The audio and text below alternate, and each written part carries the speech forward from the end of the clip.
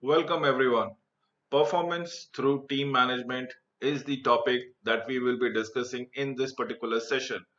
So exactly we'll talk about how organization performance can be enhanced with the participations of the employees.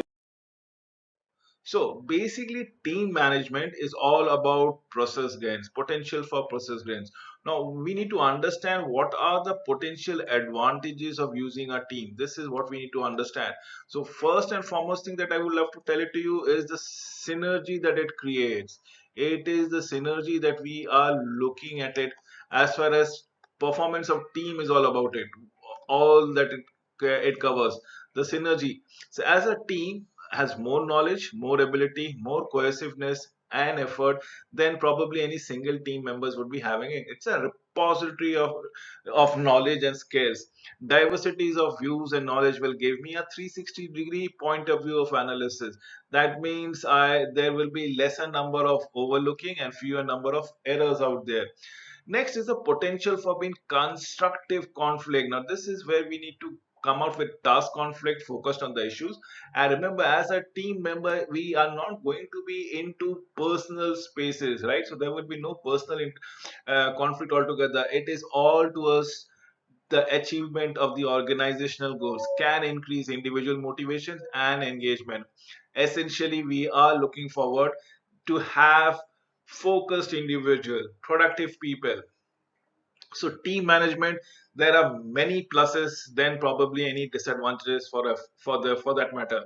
Let us discuss also the process losses. Therefore, number one of utilizing the disadvantages of using team is the maintenance cost is little bit on a higher end, because you need to keep them into team building activities. There would be other fringe activities that might not be directly relational to the overall objective of the organization, but yes, we need to encourage such activities so that the cohesiveness of the team is maintained. So potential for destructiveness, yes, too much of familiarity breed contempt. This is what we have been saying, and almost this is a proverb that everybody must have heard about it. Individuals work better, work faster at certain tasks. One of the tasks which comes to my mind as of now is research or development. In research work, a team has to ponder over a questions, view it, analyze it, and probably try and test various options, which probably will be mostly wasted as far as team participation would be coming around. There will be people of different point of view, and people will talk more, discuss more, and less experiment. Potential disadvantages of is all of conflict, where there are too many utensils does end up making noises. Too many of head actually spoils soup altogether. So that is what is the process loss for team management is all about it.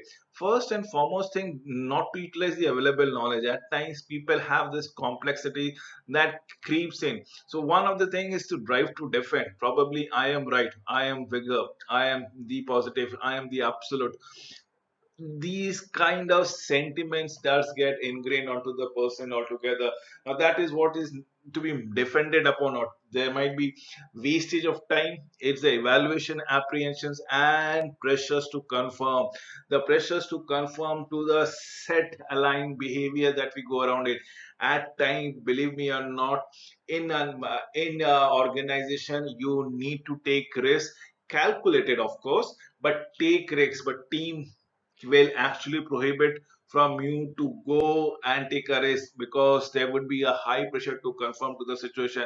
And in case it doesn't fructify, if the risk you take and it doesn't fructify, the whole of the team member would pounce upon you and make probably crucify. So potential process loss is all about social loafing, wherein people would talk much, work less. It's all that put into veins as far as working in team and group is concerned. So this is what we are looking at it. Tips to reduce social loafing. That is one of the things. First, keep the number of heads in a team less. Increase identifiable and accountability, roles and responsibilities to be understood every now and then. This is what we are talking about it. Be very peculiar and particular about it. Specialized tasks to make individual effort indispensable, as in what the contribution has to come from that particular individual. Set clear and challenging goals. Set increase involvement and engagement, and increase the identification of the group thereby. This is what is meant by reducing social loafing, reducing gossiping, reducing spending time on unproductive work. So, team management, what about scale comparison? Now, team management is a proven and a practical diagnostic tools for assessing team management, improving upon the work group performances. This is what we are looking at it. This is the fundamental thing that comes every now and then. Yeah, team management gives a very precise and reliable consensus. That is what we have to come about with. There are no scope of any fallacies been creeping out. Remember, there are n numbers of eye, n numbers of hands, n numbers of mind are working in tandem, only working for one particular object in mind. So team management gives a very precise and relevant consensus. So it eliminates any kind of risk that you might be actually going around or incurring altogether. So it's a proven, it's a practical tool, definitely yes. Team management helps team member to quickly pinpoint the errors time and again, every now and then that has been present altogether. If there are any gaps, if there are any gaps between observed and predicted, probably it's been pointed and if the issues ironed out. With team management, all team members participate in the team improvement program. This is all about sharing their viewpoint. This is what we have been talking about it. It is sharing of the viewpoints so that the overall improvement of attend performance is taken care of. Unlike other diagnostic tool, remember, team management have usually have to have around 5 to 7, preferably an odd numbers of members that goes around it. So in case of a stalemate, it doesn't actually happens. Odd numbers of team member will ensure that there are always a majority in case there are any dispute or any conflict that arises from. So aspects of excellent team should be balance and coverage are the two most excellent aspects, important aspect. What is it? Having a balanced team, and what is the coverage in terms of skills and knowledge? Everything should be covered. All the bases should be touched. Whenever team is out of balance, it becomes vulnerable. What is meant by vulnerable? The performance is dips. You do not have that strike rate as far as the success is concerned. Great team needs coverage across key position, across people with strong attributes, strong proficiency, and that is what we are looking at it. Team members should cover every position with equivalent efficiencies in terms of knowledge and skills. Remember, if this is missing, the team becomes vulnerable. Now, let us understand where the organization effectiveness principle that has been propounded by Bohem. The principle of top talent. Now, what does it say? It says, as well, Bohem says, use better, use better. Even that means fewer people. Do not overcrowd. Do not overcrowd of things. Probably what you can do is you can have only two members, but they will be, you will pay them better, you will monitor them better, and they will perform better. So the principles of top talent should be utilized. The principles of job matching, that is all about matching the person with the skills available with the job that is required to be completed. So fit the task, the skill, the motivation of the people available. It is the people with the job. Is there should be a perfect harmony among them. The principle of career progression and organization does best in the longest run by helping its people to self-actualize. This is what we are looking to in advance, in associated, how to go across with it. Then comes the Bohem principles in terms of balance of team. Remember, you should always have team members who are giving a good shape, who are giving basically complementing each other's in terms of knowledge and abilities, who have the requisite temperament to work with together. There should be a harmony, there should be a balance in the team. The principle of phase out is all about misfits in the team. Remember, misfit will be destructive, will be detrimental towards the performance of the team. It is the Bohem principle: have fewer people, have excellently qualified people, have people far in between, but have them as a balance, have them as a people who can complement with each other. This is what we are looking into: is harmony, fewer people, and productivity. Quality people are to be the are being propounded by Bohems as far as an organizational effectiveness is. Factors affecting team management, what do we have it? I have already said, apart from the as for the Bohem thing, the right mix of skill, the right motivation level, and the ability to think out of box and not to compromise over the quality of the project or the overall objective of the project altogether. So right mix of skills is bringing people from different background that actually complement each other. The right motivation means that people should have the similar acumen, similar interest, so that making them work together makes sense. There is a sense of camaraderie and unity which springs out in the team member. The ability to solve conflict without compromising the quality of the project, vital importance. Let us understand, what does team management measures, what are we looking into it. Remember, it can manage anything and everything as far as effective work groups is concerned, and there can be multiple statements for the basic element. First and foremost is your structural elements, and the next is a interdependence on each other's interdependent behavior of the team management that is there. It is like one culminates the jobs, finishes the job, and only then the other person can begin with it. So there is a perfect cohesion as how to go around it. In fact, at times people can start work together on a parallel session and get them aligned as the passage of the time and the process actuates. This is what we are looking into it. We are looking into two things: the structural element and positive interdependent behavior. What does team management measure? Let me understand under shared structural elements, that is shared team vision, clear goal, clear role, and motivated, dedicated leadership behavior. That is what the structural element is all about. It is the overall vision, overall objective of the team. It is the expected role of the team members. It is the expected goal, that milestone that needs to be mentioned every now and then, and the effective communication, trustworthiness, uh, leadership quality of the team lead altogether. This is what is structural element is all about it.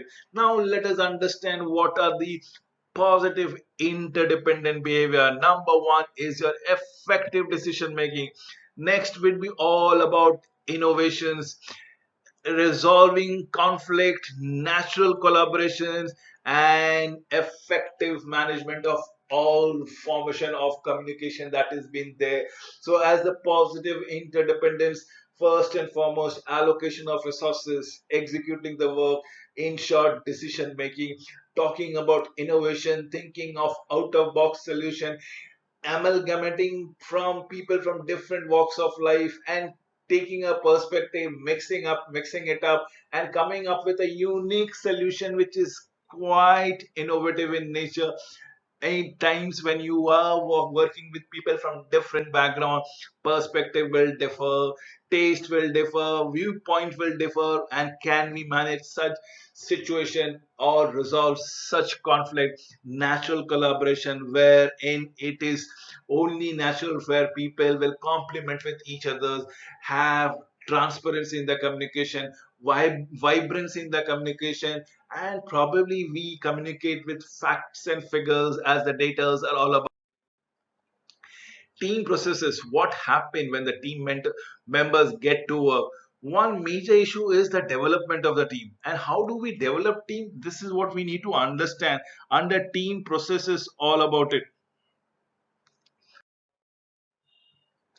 This is the forming station that comes around it, and the storming station where everybody is getting aligned, getting to know each other, probably understanding whether they are going, what are the roles and responsibility that they are going to face, and what kind of people, colleagues are they going to figure it out. After the storming, after the issues are now ironed out, comes the norming station and performing station.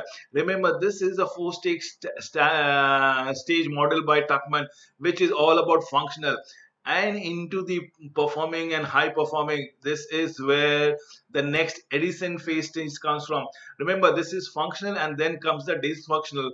Start from informing and probably conforming, deforming and disbandment. Can we from informing or giving the accolades altogether, can we again initiate the transformation back to the stage, this stage of storming and norming and performing, and we carry it out like this every now and then.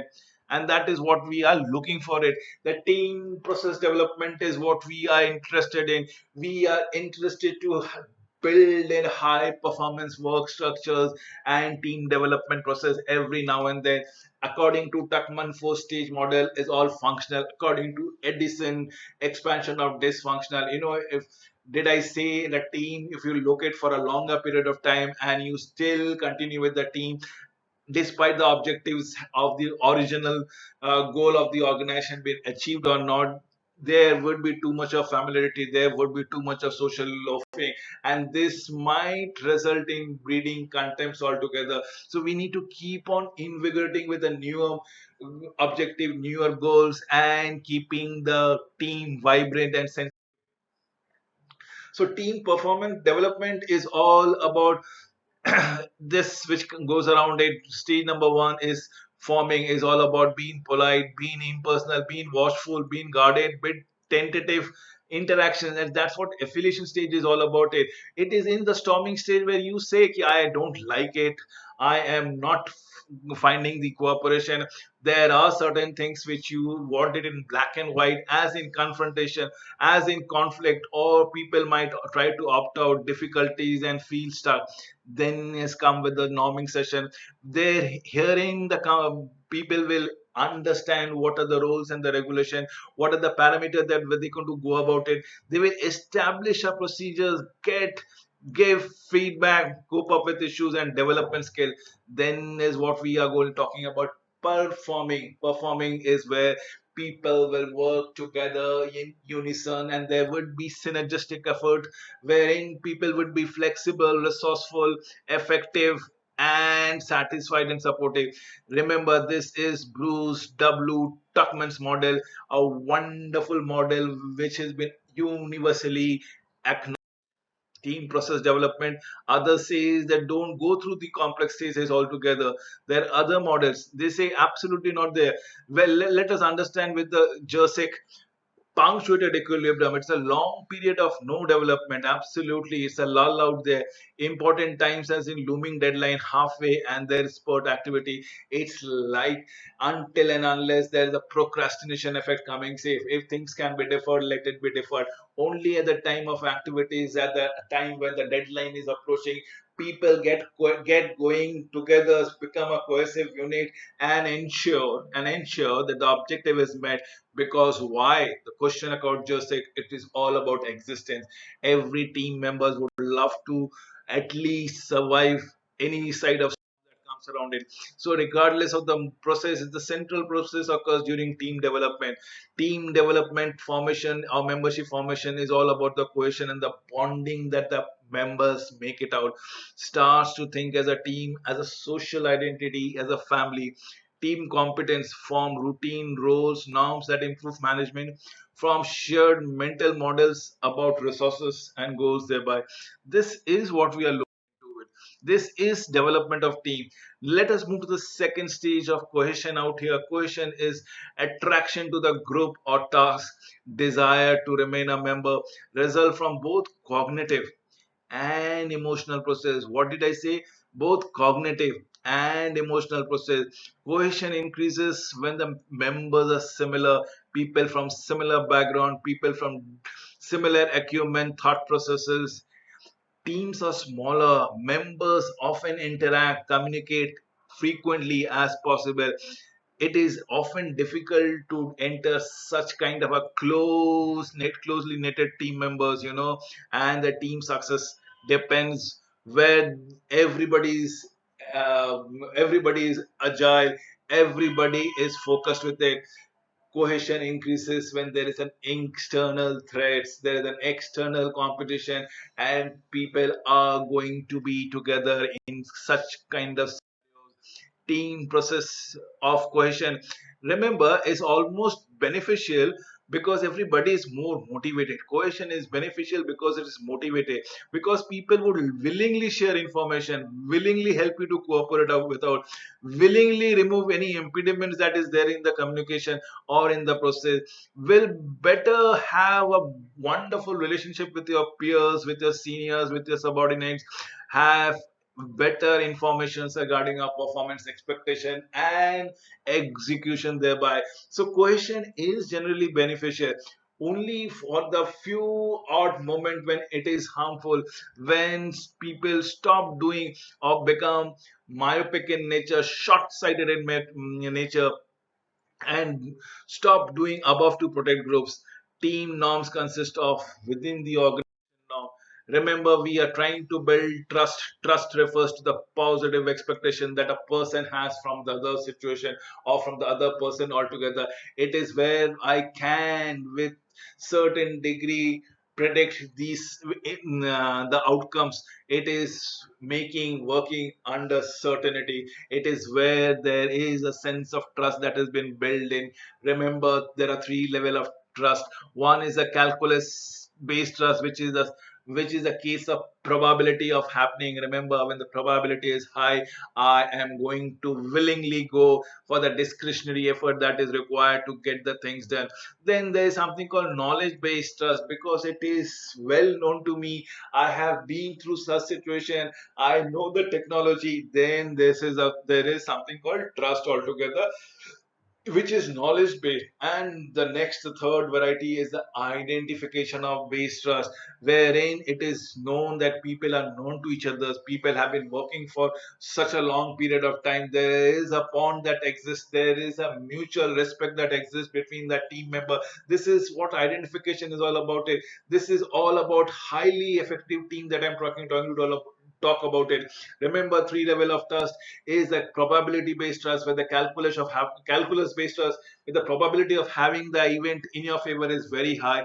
Knowledge based trust, where you know the technical know-how, you have been to that situation, you are duly experienced, so it is the knowledge based trust that comes in. And then it is all about the faith and the trust, that the bond that you exist within the team member. This is the identification of trust. Synergies, remember, we need to understand these four steps all together.